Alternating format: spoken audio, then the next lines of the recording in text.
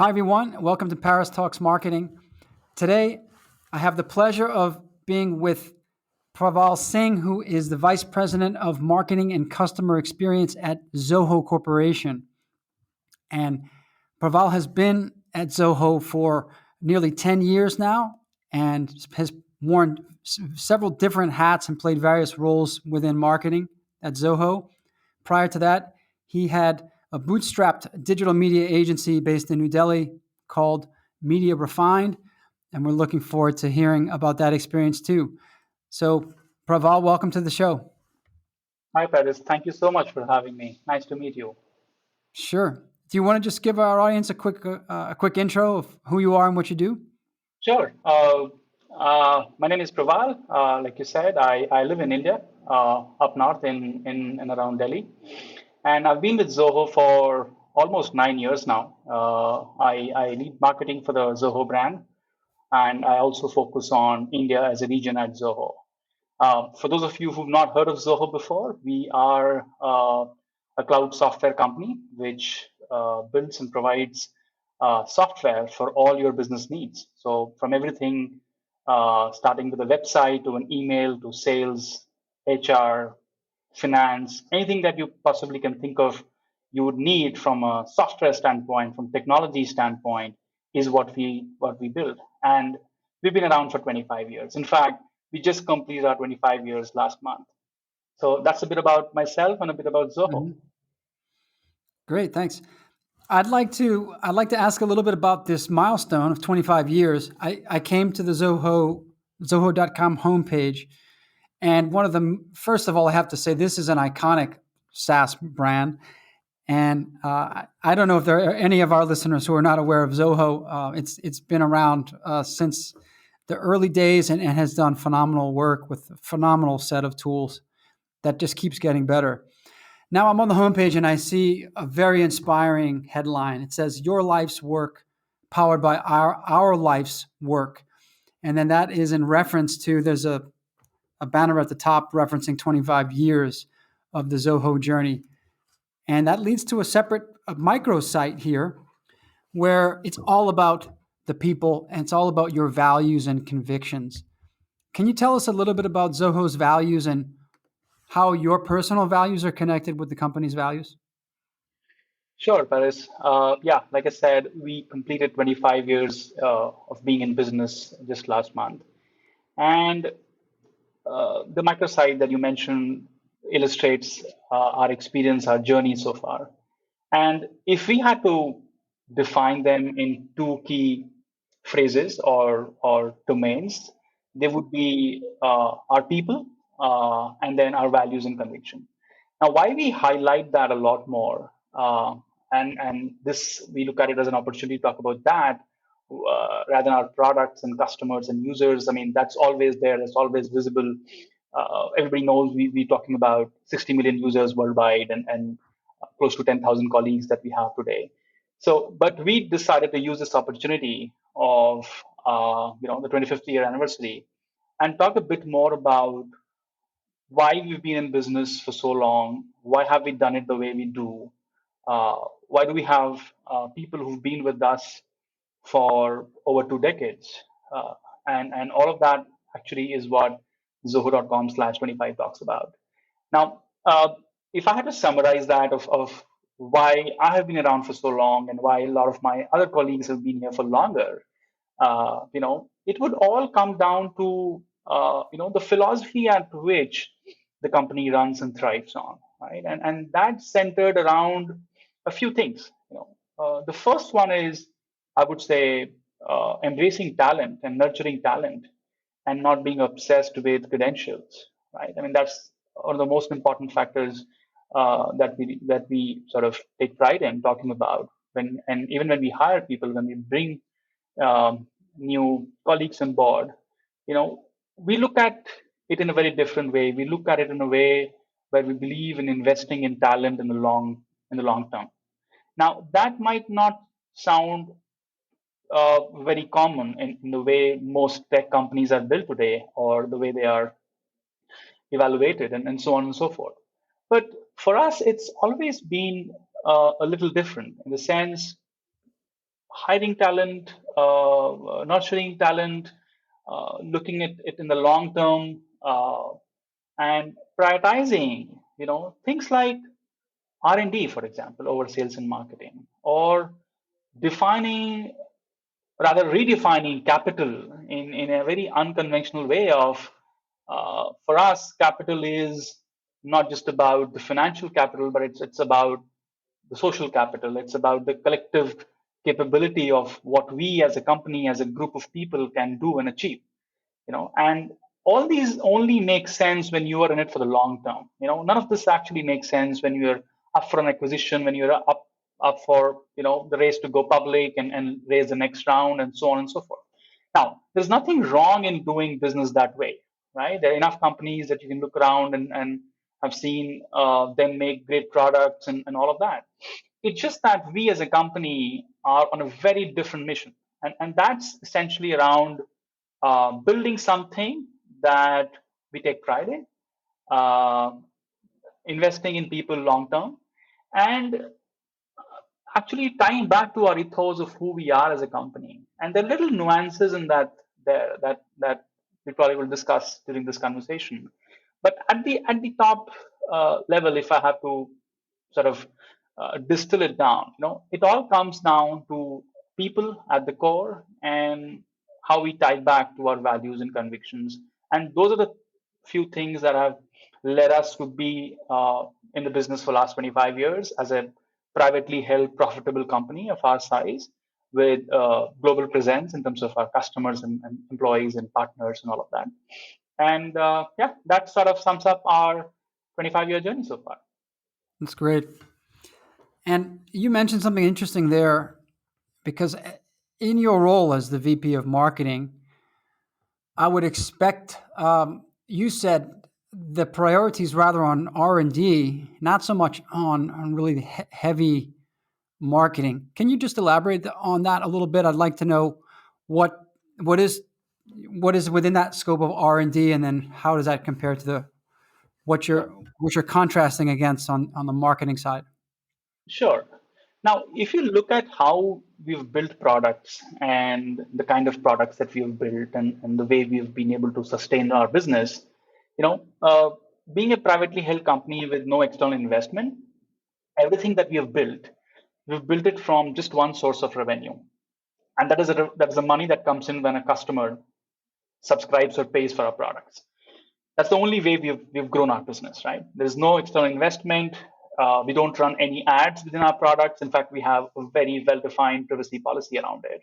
That for us, customers' data is very, very sacred, and the only person who owns the customer's data is the customer herself. So we're very particular about that. We're very particular about how we would not use customer data to make money.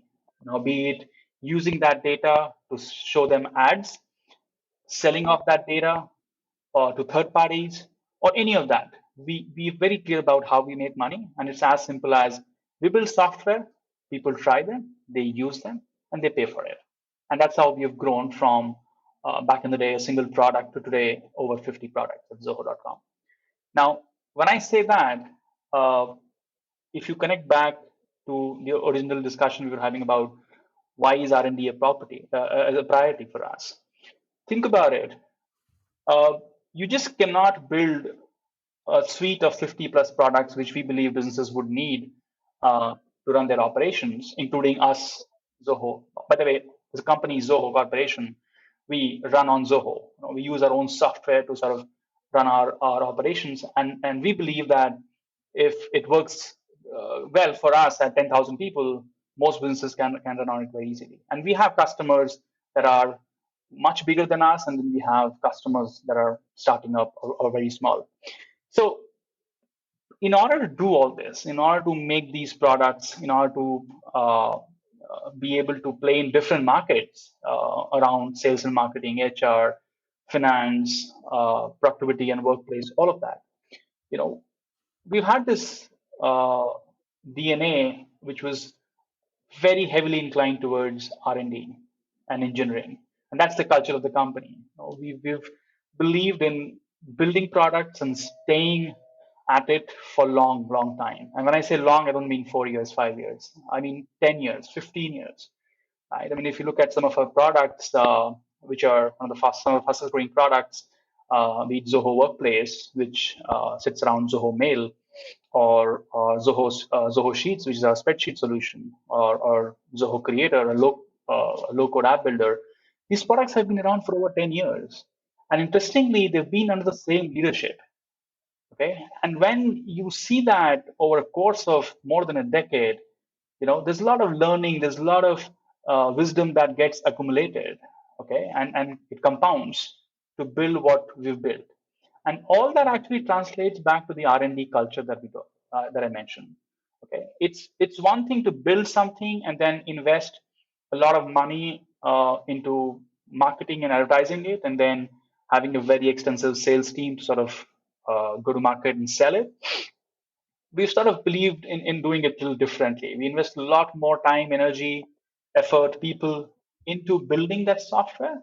And of course, we have a sales and marketing team. But if you look at the way, look at our size of sales and marketing team and our investments into it, it's much less than what a typical SaaS company competing with us in, let's say, in those same markets would invest in. So that's what I mean by prioritizing R&D over sales and marketing at Zoho.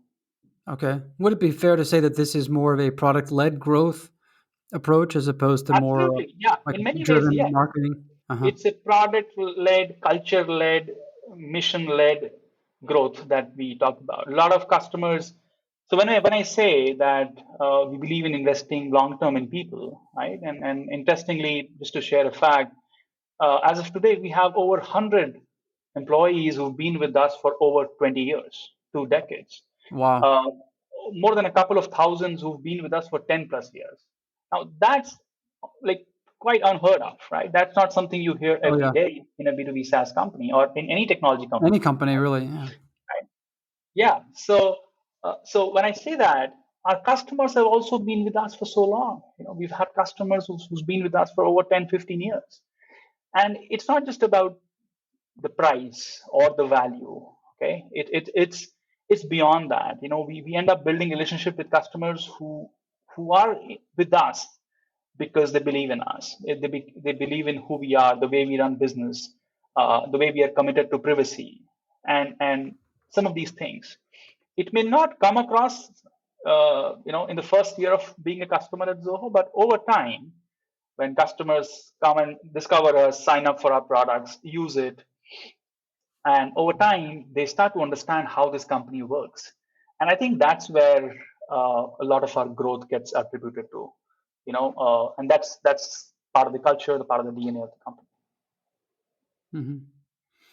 I'd like to know about specifically, there is a large suite here of apps. I think you said that there are more than 50 now individual apps in the entire Zoho suite. Is that correct? Yeah, about 50 applications today. Yep. Mm-hmm. And when you started roughly 9 years ago, how many apps were there back then? So if I remember correctly, I joined in 2012. We had about 13, 14 applications back then, is what I would like to believe. Yeah, I mean, I think it was about less than 15, definitely. And a lot of applications have come after that. And I think we were at about 6 million users then. We are now over 60 million users. So yeah, it's been an interesting journey, and just been grateful to have been played a small role and been a part of the journey at Zoho. Yeah. And over these 9 years, so we're talking about somewhere in the neighborhood of about 35 new apps added to that suite. So you really witnessed and participated in the complete maturity and rounding out of this entire suite of products. And I'm not even suggesting that it's over yet, because maybe if we talk again in a couple of years, you might be at 100. But still, you've witnessed this great rounding out of products, and I'm very curious to know strategically. I imagine you were part of a lot of these discussions about which app do we launch next, based on the success of the last one or based on another gap that we see in the market. Can you just walk me through strategically how the leadership made those types of decisions about how to roll out and round out that portfolio of apps of the suite over that time? Sure. Uh, that's a good question, and it often comes up in conversations with people outside of Zoho, including our customers, partners, people like you, and generally in the industry. So here's how it is, right? As a company, we are not very structured. Let's start with that. There's no. I mean, of course, there's a hierarchy. You just can't run a 10,000 people company without any hierarchy at all. But there's I would say zero bureaucracy in the sense it's not. It has some loose structure, but it doesn't go as structured as some of the larger organizations that you and I probably know of have it, right? So of course there are upsides of it and downsides of it, and we can talk about them. But one thing that it leads to is there's a lot of autonomy and freedom that it gives to our leaders, product managers, typically. And how it starts off is if if a product manager is building a product A or B and sees or identifies a need in the market, you know, uh, he or she is has the freedom to try out something, to build something.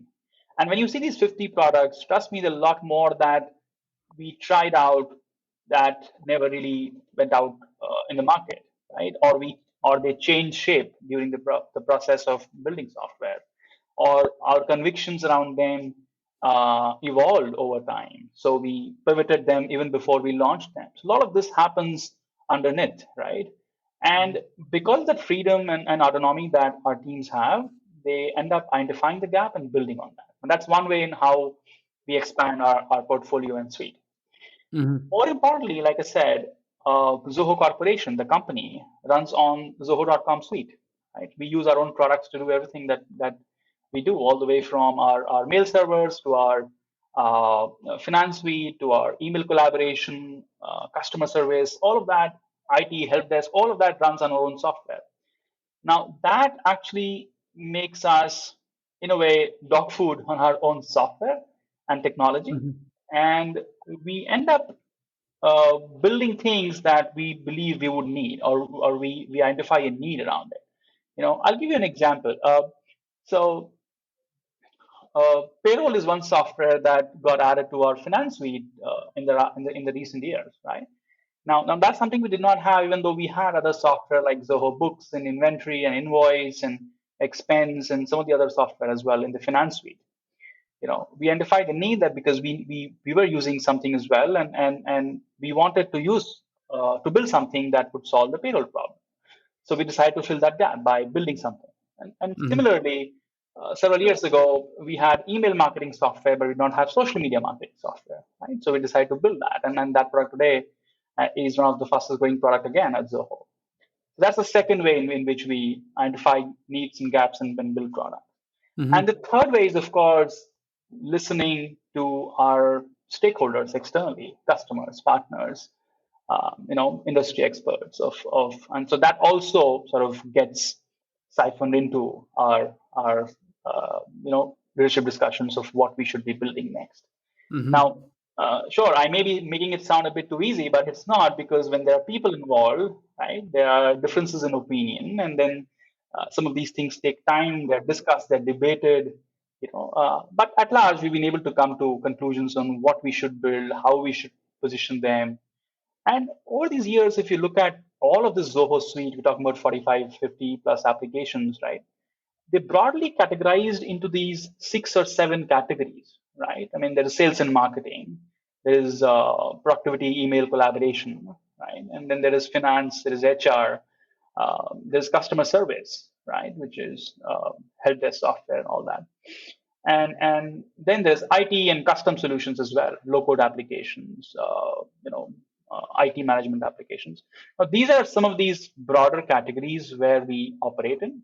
And for each of these categories, we offer independent applications that users come, sign up, try, buy. And then we have these bundles, about 7 of them today, which is each of these functional product groups are available as a bundle as well, which is unified, is great value for money, and then any function within an organization can pick up. So, for example, if you are the CFO or if you are the finance head of a company, you want to sort of transform your financial operations, make them digital, all of that. You can do that. You can do that from the finance. You can use the Finance Plus software suite to do that. So that's how all of this works. That's how Mhm. this is designed. Yeah.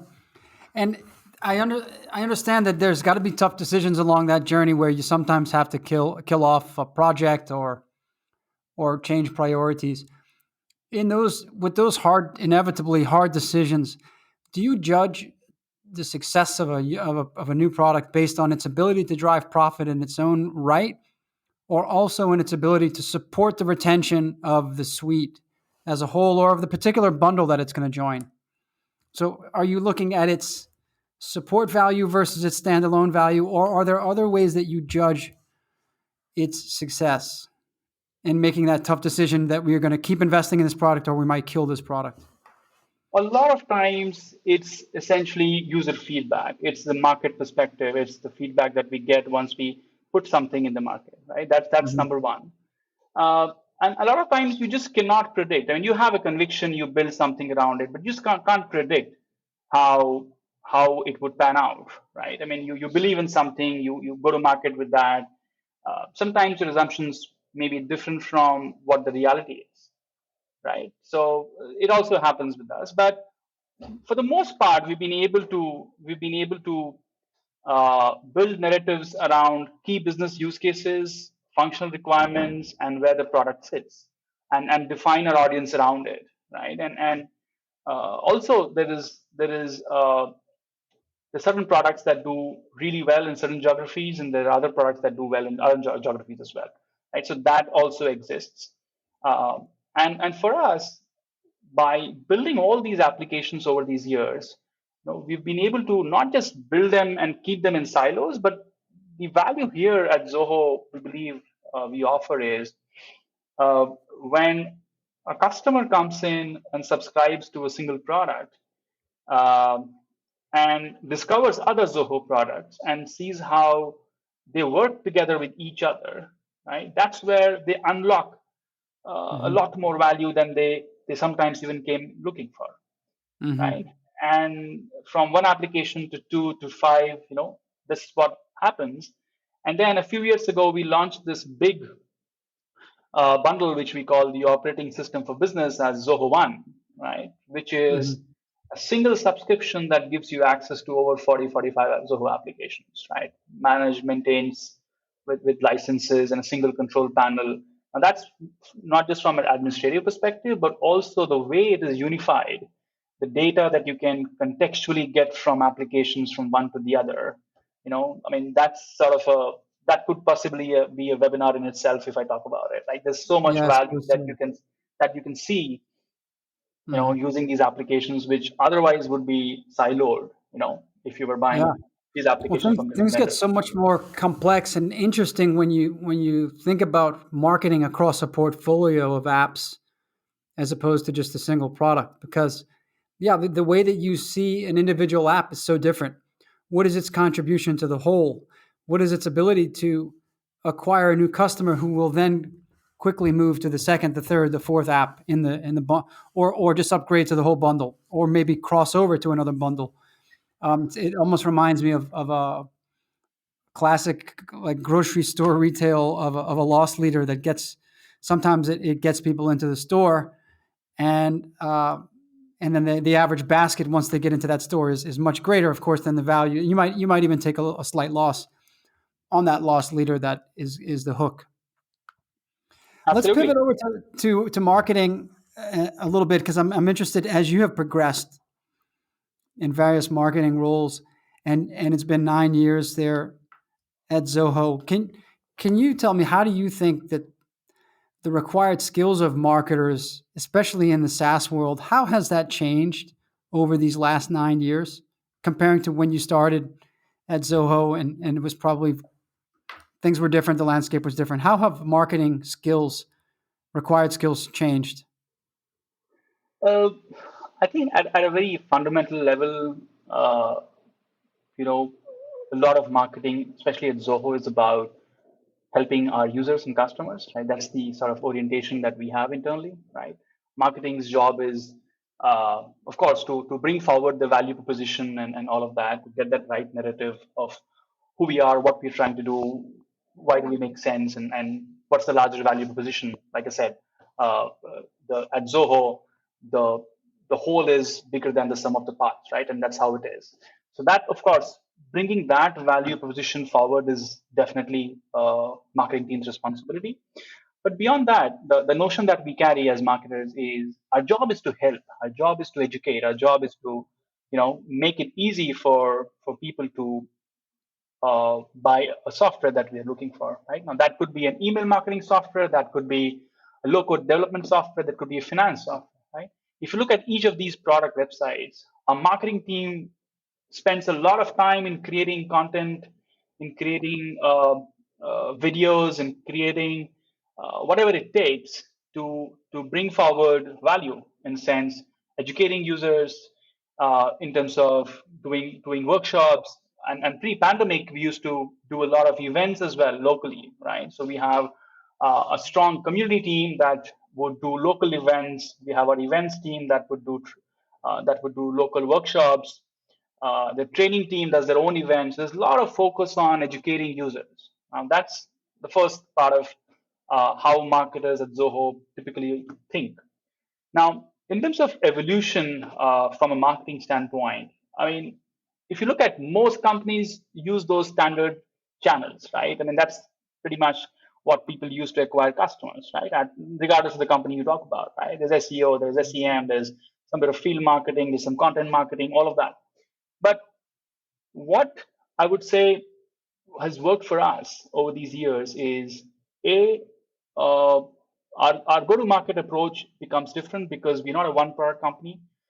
For us, if you are a customer or a prospect for, let's say, something like Zoho CRM, we know that you could use a lot more at Zoho. You could learn a lot more about what we have and eventually start using it. So there's a lot of opportunity for bringing forward the power of unified software that we have across businesses, across business functions. Right now, that's a strong approach that we have, which a lot of other competitors of ours may not have. Right? At least most of them don't. Now, from a marketing standpoint, one thing that we have seen at Zoho is our biggest strength and focus has been in product marketing. And as a company with so many products, every team, every product has one or more product marketers.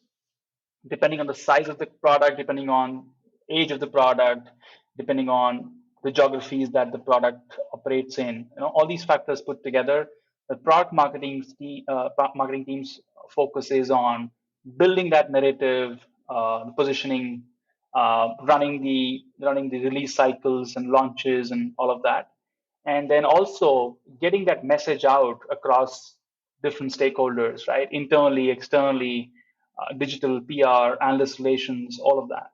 That's how typically the marketing team at Zoho, especially the product marketing team, works. And then outside of that, we have the brand marketing team that works with me on Zoho as a whole, right? What do we want to be known for? What is the value? What are ethos that we bring forward, right? And what kind of participation, what kind of involvement that we have in events around us. With events, I mean physical, virtual, Mhm. partnerships, any of that, right? What's our say? What's our stand as a company as a whole, right? And then there is, of course, media and press and this relations as well. So the marketing team is pretty spread out right now, and in the last few years, we've also expanded a marketing team in different regions, right? So we have regional teams as well from an ops perspective, and then there are regional marketing teams that work with regional teams on localization and things like that. So local case studies, customer stories, local partnerships, local events, all of that, right? So that's how broadly the marketing team is structured today, and all of that, like I said, ties back to focusing on educating or helping our customers the best way we can. Mhm. Great. I would like to segue into the into your customer generated content here, because the first link in the on the homepage navigation is customers, and when I go to that, it's really like a sub portal where I see 60 million users globally, and there is a huge library of what appear to be mostly video testimonials and video led case studies here. And I can even sort these and filter them dynamically by industry, by product, by country, and it automatically filters that for me. So this is a massive, by far the largest library of what I would call either the the social proof of the product. I guess that's probably the best way to describe it. Clearly, you all have made a major investment across your different product teams to generate this content from customers. Can you tell me about how this all came together? Yeah, like I said, we are a company that is a mix of so many other smaller companies in many ways. If you look at each of these products, they compete in an independent market, with other products in that market, right? Yet they're part of Zoho, So there is this additional value that we're able to provide because it's one unified stack, technology stack per se, and Mhm. a lot of these benefits that these products have, are built on some contextual information from other applications as well. If you're using multiple Zoho applications, you get a lot more context and it benefits you. Yet, each of these product teams, these product marketing teams, operate in their own markets, okay, and they have their own customers as well. And one responsibility that our product marketing teams have is to build these customer stories over time, right? And what you see today has been built in more than a decade, right? Over these Mhm. years, talking to customers, and of course, all of these are not video customer stories. Many of them are, right? And everything that we have is even not on the website. So there's a lot more that is sitting in archives somewhere, right? Mhm. And our focus is to bring out those customer stories, get customers to talk about how they found Zoho, how they tried Zoho, how it brought in a change in the organization or in the function that they use Zoho applications for. And over these years, it has become a huge library of customer stories or assets that we Mhm. put together on a single page. And of course, because we serve, like you saw, 60 million users worldwide. We talk Mhm. about hundreds of thousands of companies that use Zoho Yeah. across different industry verticals. So we tried our best to sort of Yeah. segment them based on geography and industry verticals and whatnot. This is what I like most about this page is that it allows the user to self-identify in many different types of ways from different perspectives. I might be coming in already deep into research for a CRM. And so I really just want to filter by the CRM product and I want to see those case studies. Or I might already have a built-in bias that, oh, I'm based in Argentina. Surely they don't support, maybe they don't support my local language, or this is just not. Let me just see if they have customers in my country and what they say. And I want to see some local feel. And then you have industry. So somebody from the automotive industry might think, well, this is something for everybody, but is this really a solution for the automotive industry? I can right away filter that, and of course, I can cross any of those three. And for me, this solves a major objective, which is, I believe, for SaaS companies, the main goal of coming to a homepage is how quickly can you get that user to see themselves, to see a use case, or to self-identify with the product and with the brand. And I think that you all do a phenomenal job with that. And I imagine it's been a major effort across lots of teams over several years. Absolutely, But it took a mhm, lot of teams and a lot of people, including our customers and partners, to sort of set it up, record it, or talk to them, put it up together, and then bring it up all to the website was again altogether a different beast. Which we've been able to do.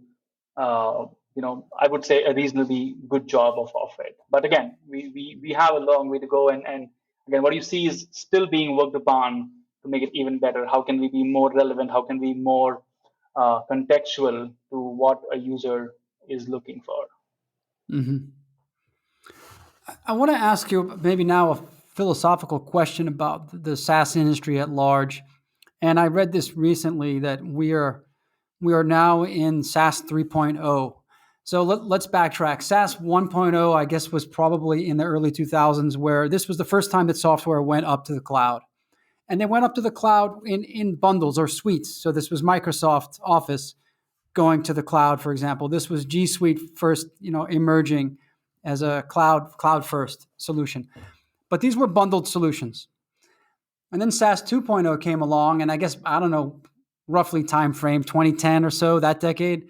And this was a fragmentation of the market. So then you had suddenly a lot of specialization. There's just a SaaS product for time tracking. There's ones for project management. There's separate ones for very specific tasks. There's one for invoicing and this whatever signature, e-signatures, proposals. And this category fragmentation became what now you can go to G2 and see, I don't know, hundreds of SaaS categories.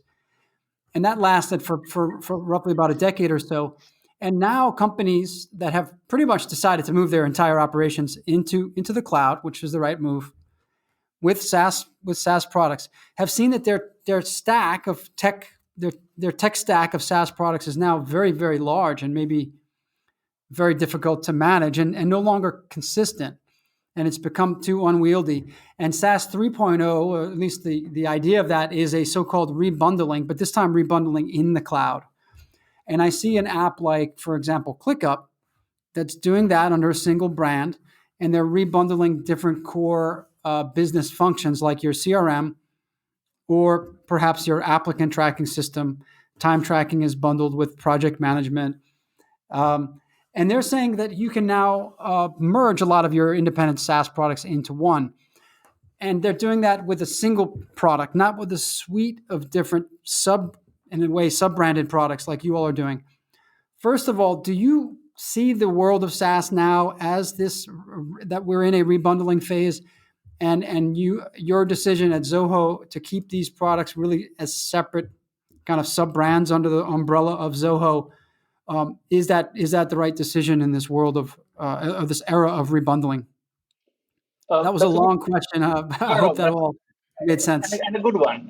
It's a very important question that you asked, and I'll explain how we're addressing that briefly, right?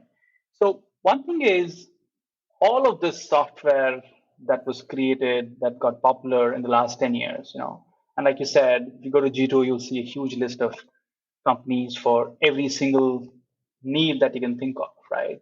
Put time tracking, put project management, put in CRM, just it keeps getting bigger and bigger every year, right? The whole stack.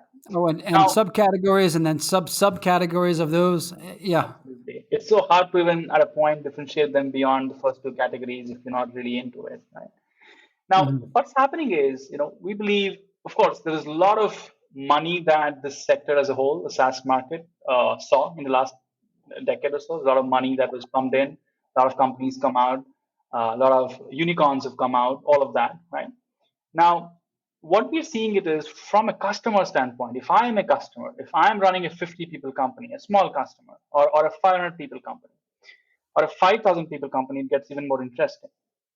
All these subscriptions, software SaaS subscriptions, right? $5 here and $7 there and $11 there and $20 there. It all adds up. It may not appear early on when you're focused on building something, which is what the company is for, right? If you are a real estate company, maybe your focus is on building what you're trying to build. If you are uh, an agency, you're focusing on your clients and okay, we need one more software, $10 a month, fine, go ahead and Yeah. get it, right? Yeah. And you're But kind of just cobbling it. You're cobbling it all together over time. exactly, Yeah. exactly. And what happens is the two problems that you eventually witness. One, all these $5 and $7 and $11 all adds up, right? It adds up to a considerable amount, right? Especially when it's per user and you're growing your company. Right, exactly. So you get to see that, you get to experience that, okay, fine, we are spending X amount of money. So when renewal comes, right, you are trying to prune that list. You're trying to, and then that's when the sales team for those software, the salesperson is trying to give you a better deal for you to sort of get logged into the next year, and the usual drill that happens, right? Every renewal cycle, right? Now, having to deal with 10 different vendors, 50 different vendors, is something that nobody really wants to do, right? And the cost adds up. It multiplies, it compounds even more when you're growing as a company. When a 50 people company becomes a 500 people company, that's a 10x growth, right? And in terms of team size, and that means a lot of other add-ons, and it just becomes a big check that you have to Mhm. sort of write to get those software subscription, right? And then you are trying to optimize for cost, but you also want to optimize for value, right? You want those functionality. If you are using, let's say, one of the cloud file storage services, and you are using a messaging software, right? You can't get rid of that because you still, as a company that has gotten bigger, you still have files to take care of. You want some cloud storage service, and you still need a messaging service to be able to connect with your team, right? So then you're like, can you get rid of them? Well, you cannot, right? But how do you optimize for value? Is there something that is available where I get these two functionalities or capabilities as a company, but there's better value for my money that I put in?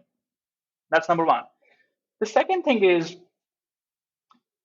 one thing that we've seen grow up in the last several years is need for low code application. A lot of companies today have a custom process. They want to build something using low code application, typically in the small to mid market segment, I would say, right? Mid market is very heavy on orchestration and business process, and building something of their own. That's again an industry in its own that is picking up really well. Right? Now, why I'm talking about these two things is, one, cost of software adds up; it compounds as you grow, into something much bigger, and then you try to optimize for both cost and value.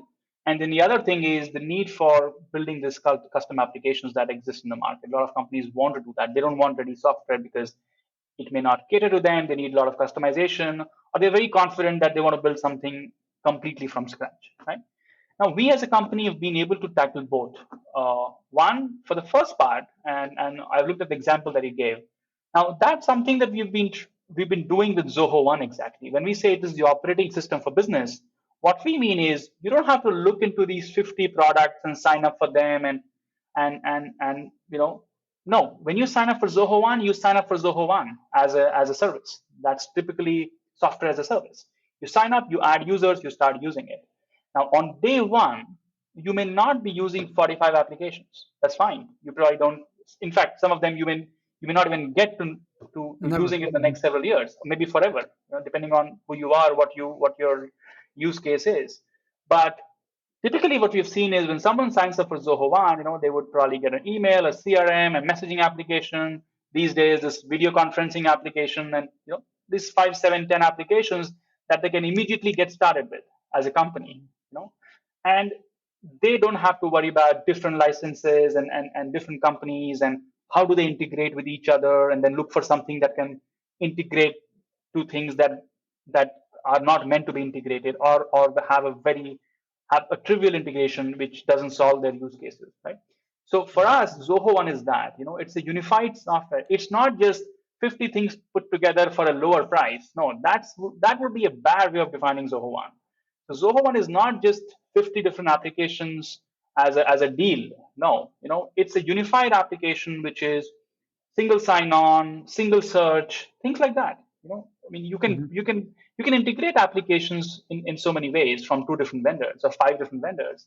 But can you bring in things like single sign-on? Okay, well, you can bring that as well today using another tool. But Mhm. unified search, you have dashboards. You know, uh, am I audible? Yep. Yeah. It cut out for about 2 seconds and then it came right back. Okay, All good.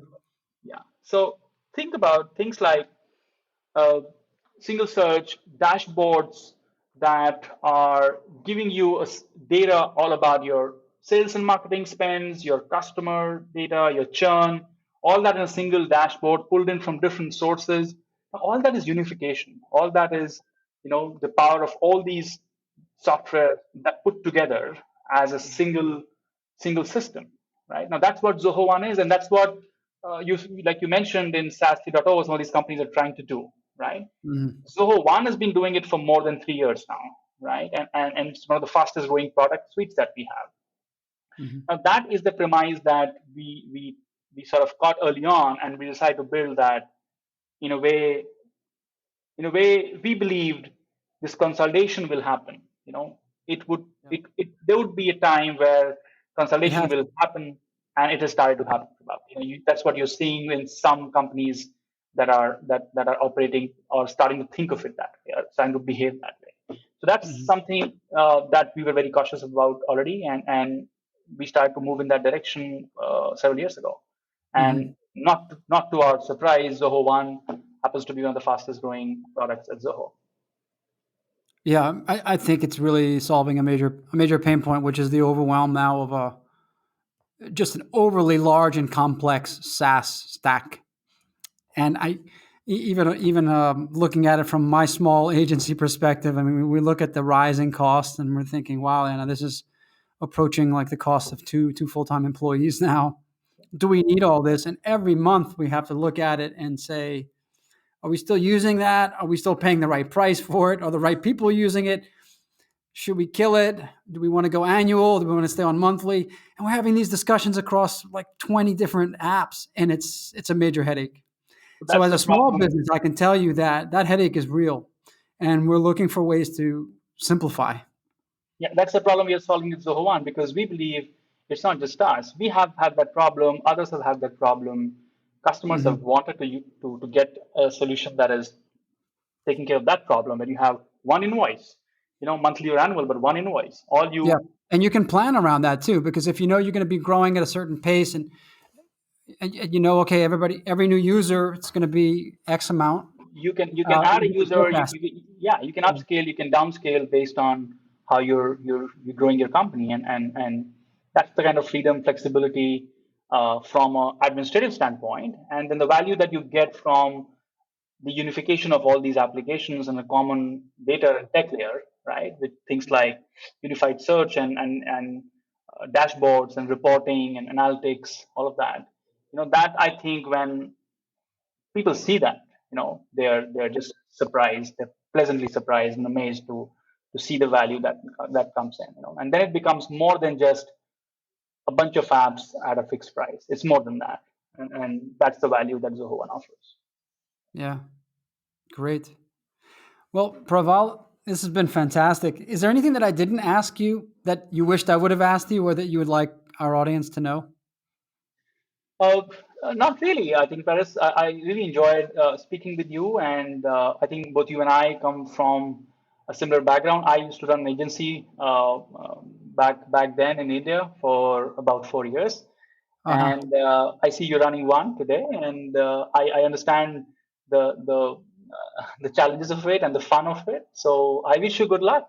I wish you good luck with your work, and it was great speaking with you. Thank you for the opportunity. Can I ask you one last question about your agency experience? Because I meant to do that. Did that prepare you well for your role and your series of roles at Zoho, or was it a real different change of direction for you, or how did Uh, how did that lead into Zoho? Yes and no. It prepared me in a way that I understood how a business runs. What are Mhm. the key components of running a business, which includes bringing a customer in and then making money and then servicing that customer and keeping them happy enough for them to come back again. So those are the key philosophy.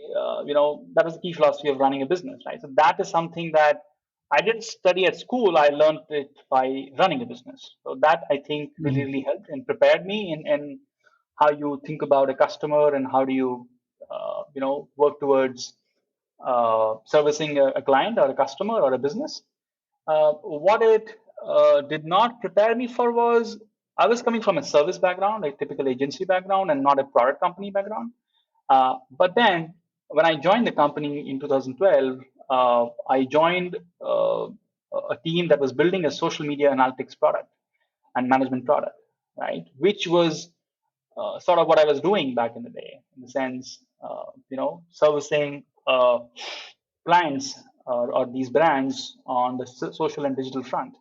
So there was a lot of, industry know-how and the requirement that I already knew what clients need. So that is something kind of insight I could bring value as value to the team. So that may, if I let's say if I was to join a team which was into, let's say, finance or HR, technology, or low code application back then, I think it would have been a lot more challenging for me. So I had the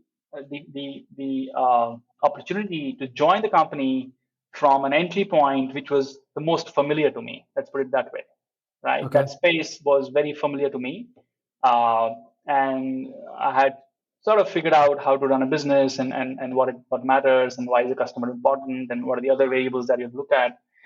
I think all of these experiences together were very, very helpful in joining the company. And then, of course, there's a lot of learning on the job. That is true for most of us at Zoho, you know, and that actually made us a, that made a lot of impact in my career, in my journey, in my learning as well. Fantastic. Well, Praval, it's been a real pleasure. Thanks for spending the time with me today. I wish you all the best. I hope the next 9 years at Zoho are even more exciting. You all have some great things in the pipeline. So I wish you all the best. And thanks Thank you again. so much, Paris. Thank you so much. It was great speaking with you.